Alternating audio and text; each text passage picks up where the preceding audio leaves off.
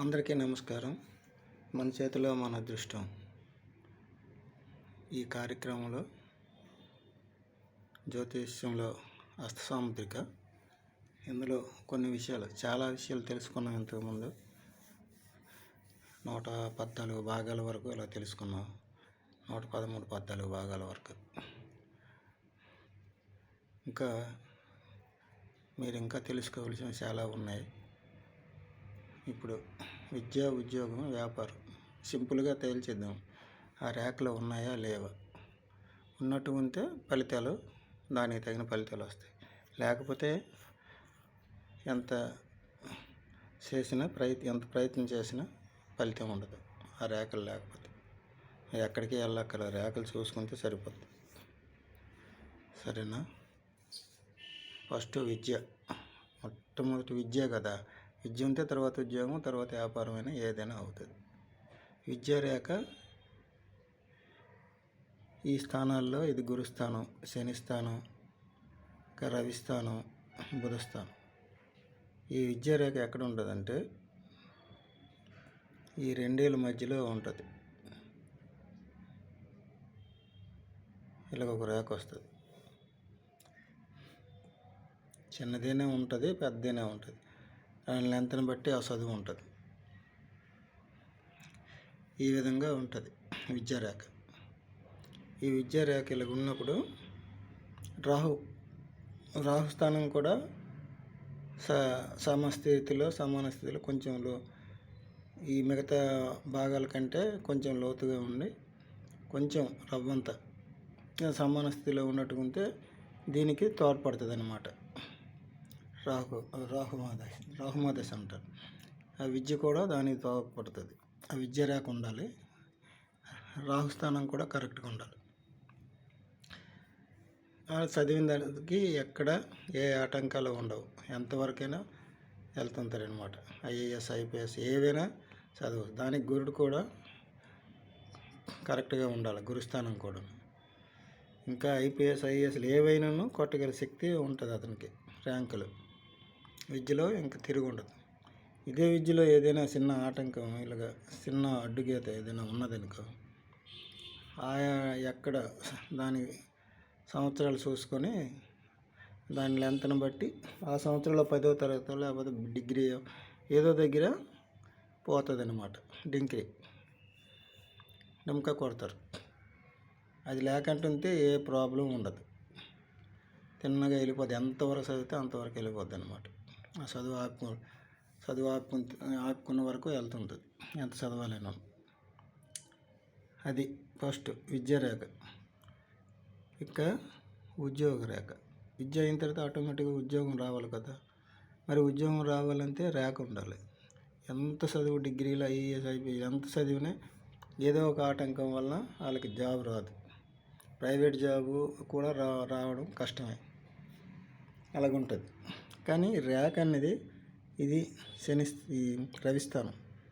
రవిస్థానంలో ఎక్కడి నుంచి బయలుదేరి ఒక రేఖ ఉంటుంది.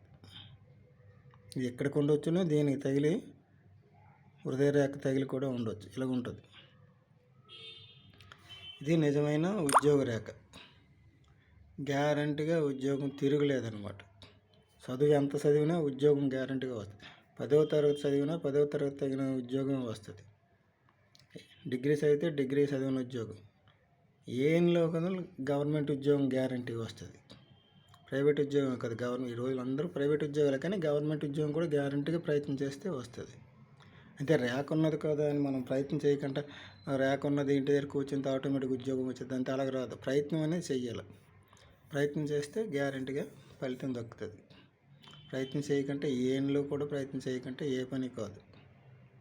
మన ప్రయత్నం అనేది మనం చేస్తుండాలి. కానీ కొంతమంది తెలిసి చేస్తారు ప్రయత్నం. ఇందులో రేఖలు లేకుంటే కొనను అవి ఎట్టి పరిస్థితిలో సాధ్యం కాదు. తెలిసి చూసుకొని చేస్తే గ్యారంటీగా ఈ రేఖ ఉంది, నేను ప్రయత్నం చేస్తే నాకు గ్యారంటీగా ఉద్యోగం వస్తుంది అని ఆలోచించి చేస్తే గ్యారంటీగా ఉద్యోగం తప్పదు. ఎట్టి పరిస్థితిలో ఉద్యోగం రాకముందు. ఇది రెండోది. దీనికి ఆటంకాలు ఉంటాయి.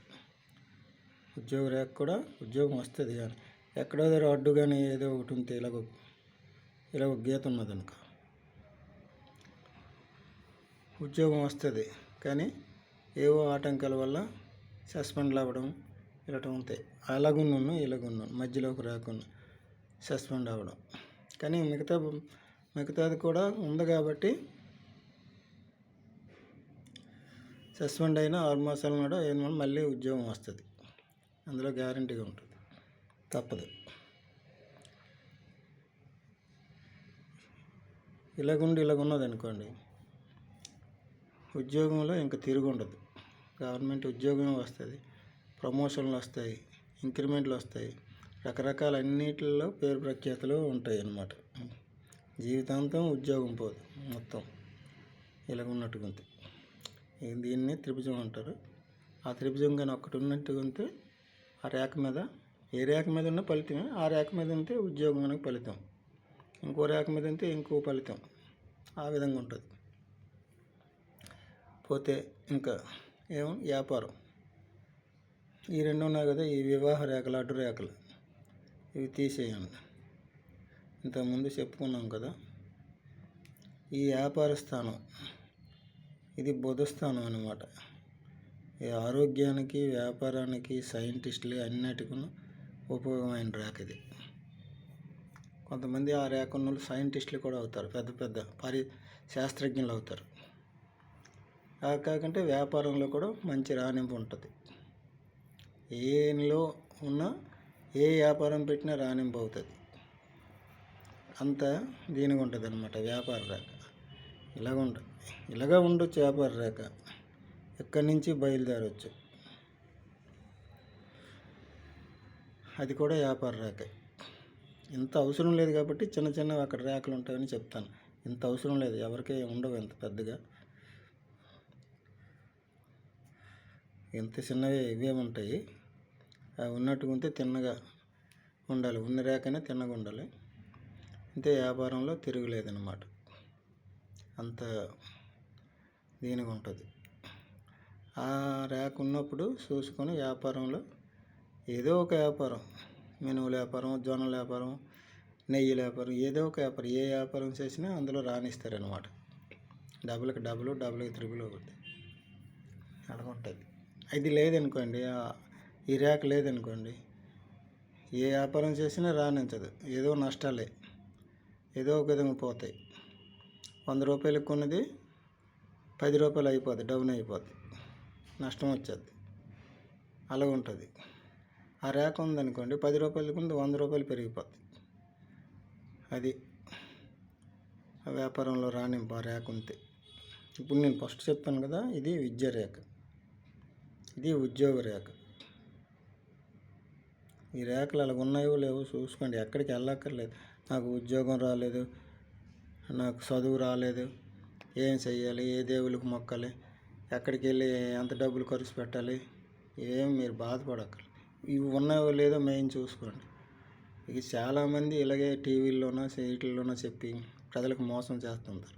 మన చేతిలో రేఖలు కానీ తిన్నగా నిదానంగా ఏ రేఖలు ఏ భాగాల్లో ఏ భాగం నుంచి ఉంటాయో అవి చూసుకుంటే దేనికి ఇంకా ఎక్కడికి వెళ్ళవలసిన లేదు, దేనికి భయపడవలసింది. గ్యారంటీగా ఇప్పుడు ఒకసారి ఉద్యోగం ఆ రేఖలు ఉంటే ఆ రేఖల ఫలితాలు మీకు ఫలిస్తాయి. అందుకని ఆ రేఖలు లేనప్పుడు మీరు ఎన్ని చేసినా ఫలితం ఉండదు. ఏ ఫలితం ఎట్టి పరిస్థితిలో ఉండదు.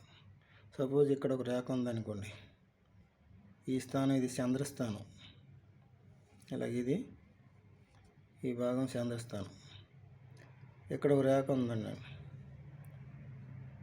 రేఖ లేకపోతే ఏటీ లేదు, రేఖ ఉంది. రేఖ లేకపోతే దాని గురించి ఆలోచించక్కర్లేదు. రేఖ ఉందనుకోండి, విదేశాలకి ఎక్కడైనా విదేశాల్లోనే స్థిరపడతాడు. అమెరికా, చైనా, జపాన్ ఎక్కడ కానీ విదేశాల్లోనూ. ఉన్న దేశం నుంచి వేరే దేశం, అమెరికా ఉన్నోడైతే ఇండియా, ఇండియాలో ఉన్నోడైతే అమెరికా. అది ఆ రేఖ ఉంది. కంపల్సరీ ప్రయత్నం చేస్తే విదేశాల్లో చదువు కానీ ఏదో ఒక విధంగా విదేశాల్లోనే స్థిరపడతాడు. ఈ రేఖ లేకపోయిందనుకోండి, విదేశాల్లో అవసరం లేదు, ఎక్కడికే అవసరం లేదు, కోట్లు ఖర్చు పెట్టినా పాస్పోర్ట్ దొరకదు, వీసాలు దొరకవు, ఏవి దొరకవు, ఎక్కడికి వెళ్ళవసరం లేదు. రేఖ ఉందంటే ఆటోమేటిక్గా అన్నీ దొరుకుతాయి. ఎవడో ఒకటి తీసుకెళ్తాడు ఏదో ఒక విధంగా. ఏదో ఒక వ్యాపారం మూలకంగా, ఉద్యోగం మూలకంగా, ఇంకొక విధంగా ఆ ర్యాక్ ఉంటే, ఈ ర్యాక్ కానీ ఉన్నట్టుగా ఉంటే విదేశాల్లోకి కంపల్సరీ తీసుకెళ్తారు. ఏం చదువు లేకునే వాడు విదేశాల్లో ఉండే పరిస్థితి గ్యారంటీగా ఉంటుంది. ఏ విధంగానే ఇంకో లెవెల్లోనే తీసుకెళ్ళని విదేశాల్లో ఉంచుతారు. అది ఆ ర్యాక్. అదే ఒక్కొక్క ర్యాక్ ఒక్కొక్క స్థానంలో ఏ స్థానంలో ఏ ర్యాక్ ఉందో చూసుకొని ఆ ఫలితాలని పొందొచ్చు. అది ప్రయత్నం చేయాలి. అది అందరికీ నమస్కారం, ఉంటాను.